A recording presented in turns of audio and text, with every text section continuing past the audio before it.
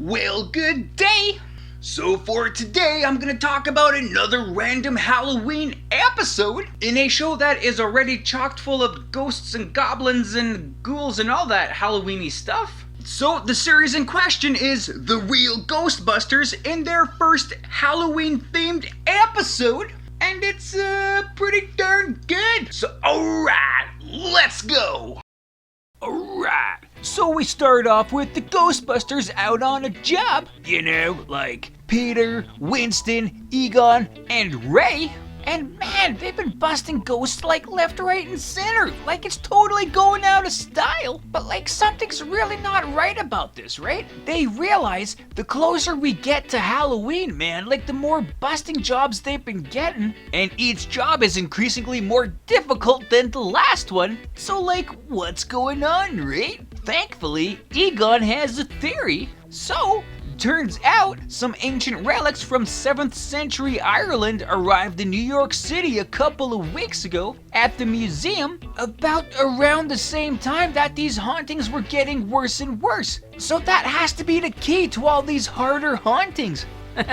Harder hauntings. Sorry. And like Ray mentions, 7th century Ireland, that's where Halloween started. There has to be a connection between the two. We should check out these relics at the museum, right? And as they're talking about it, boom! Totally too late! There are these two goblins that beat them to the punch. They broke into the museum that apparently doesn't have any security or alarms. They went to this ancient artifact which looks like this big cabinet that could possibly hold some giant evil entity. And they totally unlocked it. So, boom! You in fact do have this big entity that busted out of this artifact, and it spells doom for the city and the world. You see, this creature is named Sanhein. He's the living embodiment of Halloween, and he's oot and boot flying around the town, man. He even has the power to turn anything into like a living ghost or something, I guess, I don't know, but you know, it's kind of spooky. But that's just like the tip of the iceberg, because Sanhein is like totally planning something big, man. He even calls for all the things not of this world to flock to him. You know, ghosts and such like that. And that would include Slimer. Like he's totally sucked out and like flying towards this guy against his own will. And Samhain's big plan is making Halloween forever. And his plan seems to be working, man, because it's like becoming night all over the planet, darkness everywhere, and time is even slowing down. So it's not good at all, right? Like,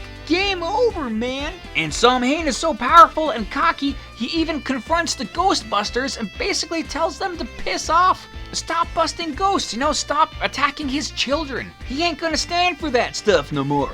But Egon tests the theory that he has, and he shoots a flashlight beam at Samhain. Something that you wouldn't think would be too effective or like too hardcore, but apparently it does the trick, because Samhain hates the light. Him being a creature of the night and all, I guess, right? So you'd think, yeah man, the Ghostbusters could just pump up the city lights and all that and really bug the guy, right? Well, nope, because there is now a citywide blackout. So that sucks even more. So the team breaks up into two units. Peter, Ray, and Winston walk up the entirety of the Empire State Building, you know, without breaking a sweat to save Slimer, while Egon sets up some spotlights around the building to really brighten up Samhain's day. And bam!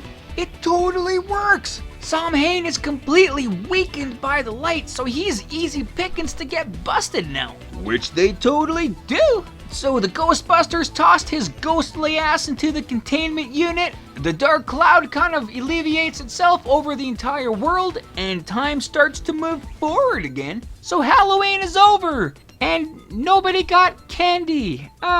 So I guess it sucked in that regard. But oh well, there's always next year, and yeah. And so with that, that is the end of this fantastic tale. So yeah, like all in all, man, like pretty good stuff, right? Actually thought that was a really good episode. And as I said earlier, this is the first Halloween themed episode of the whole series. So much of a Halloween episode that this one features the living embodiment of Halloween with Samhain, or the undead embodiment of Samhain, or the ghost of Samhain. Oh man. Anywho, it's got Samhain, and I think this guy is like a really awesome villain for the show. As we all know, the Real Ghostbusters series is very much a monster of the week kind of story format, and you don't really see the same ghost villain in another episode, anywhere. A very rare exception would be Sanhein as well. He only popped up in one more episode, but how didn't he pop up in more? He seems like the perfect, villain for the Ghostbusters, the anti-Ghostbuster kind of a character, right? Like Sanhein kind of controls all the spirits of the night, all the creatures of the dark. He's the one who protects all these ghosts and ghouls against the Ghostbusters. He's all about ghosts and everything flourishing instead of being busted. So you'd think maybe this would be a cool character to see more of. But then I guess, yeah, how many times can he bust out of a containment unit, I guess, hey? So it is kind of a moot point in a way. So the Ghostbusters dealing with Sanhein is like a pretty big part of this episode, and obviously it takes all their focus and energy, and the whole story is revolving around that. But then they tossed in a quasi-side story with Slimer being kidnapped by Sanhein, and it's like trying to create some tension and some drama there. But like it really went nowhere, and it was kind of pointless. And if you didn't have Slimer involved in the episode whatsoever, the episode would be the exact same. So it's kind of like, yeah, it's kind of neat that, Slimer was in trouble and you're like, oh my god, we gotta save him, but nothing really happened there. So it's not even like, wow, there was build up and no payoff. There was really no build up kind of to it either in a way.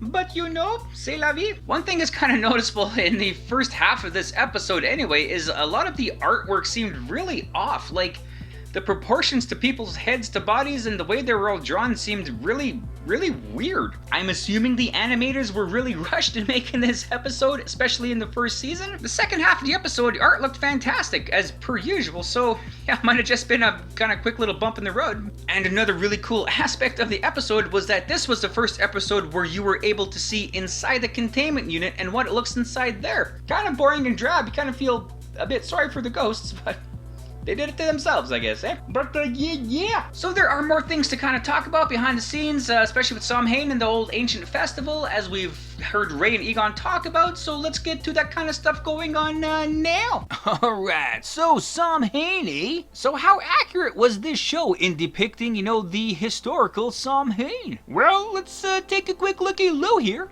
So Ray does mention how there was a feast of Samhain, and that was a big celebratory time, to the ancient Irish, and yeah, that's absolutely true. There was a major ancient Celtic pagan festival, which is referred to Samhain in this episode, and it would celebrate the end of harvest and ushers in the dark half of the year. So Samhain is the phonetic pronunciation of the name. It's actually pronounced Samhain, so there's a difference right there. It was celebrated on November 1st, but parties would usually start, on October 31st or so. But when the feasts are in full swing, and the drinks are flowing like a river, and the bonfires are roaring all night to ward off evil spirits, celebrations could last longer than that, and sometimes have lasted up to a week, with it ushering the dark half of the year, winter and all that kind of stuff, where the days are shorter, the nights are longer, things get much colder, you're kind of hunkering down for the winter, right? So a lot of animal kind of sacrifices would happen on this time too, along with,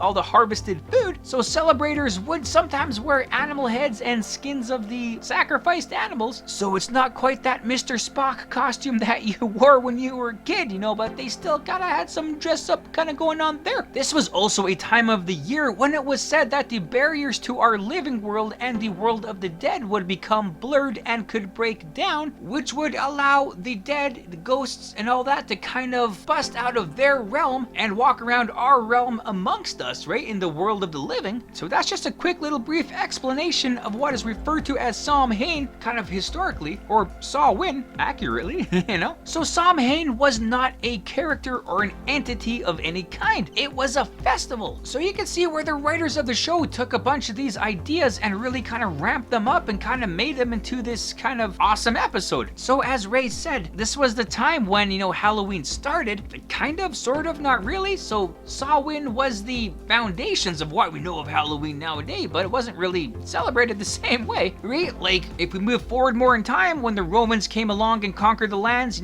they added their traditions and whatnot to the Samhain festival. The Christians came along later, they changed things up a bit, but they kind of had the festival going on the same way. The name of the festival was changed to All Saints Day, and later on to Hallows Mass. So that means October 31st was Hallows Eve, or All Hallows Eve. Then that name got muddled to become Halloween, jack-o'-lanterns, bobbing for apples, getting up in costumes and all that stuff, known as mummering. That all came much, much later. And when the Irish moved to America, they brought these traditions along, and later on, bada bing, bada boom, things became Halloween as we know today. So just a very brief, basic explanation of how Samhain became Halloween, but as Ray and Egon says, this history spans centuries, so there is a lot more to it than just what I've said here.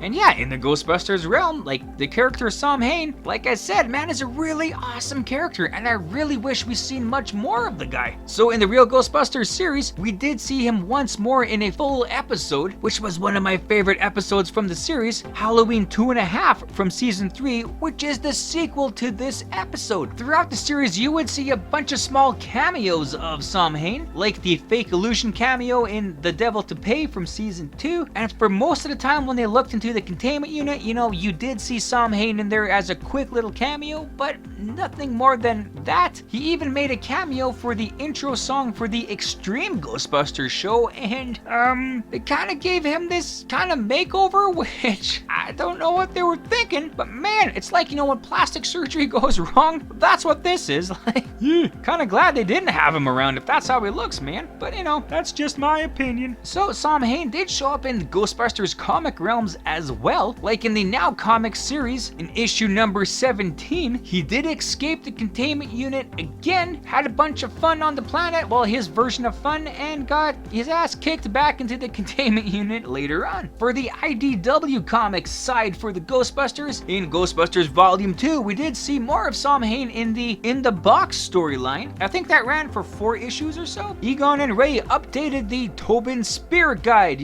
and put the book out in our real world, and they did have a little section dedicated to Samhain where they gave a bit more explanation of the character, his powers, and all that stuff, and how they defeated him. And yeah, man, this book is chocked full of like some really gnarly artwork, man. Like, check this dude out there, man. So there are other random little appearances of Samhain hither and dither throughout the Ghostbusters world, in video games and board games, but not really a main story kind of surrounding him like we had in the few episodes here and the 1 or 2 comic stories, but hey, I'll take what I can get, right? But yeah, with all this, that, those, and the other things, man, I guess that's that. Right on, and there you go. So thanks for watching the video. I hope you liked it as much as I did making it. Also, feel free to check out the source material that I featured in this video, and if you want to leave a comment on anything you may have liked or things I might have missed in this, feel free to do so, or anything else, just to say hi, that's cool too. And other than that, have a great day. Thanks.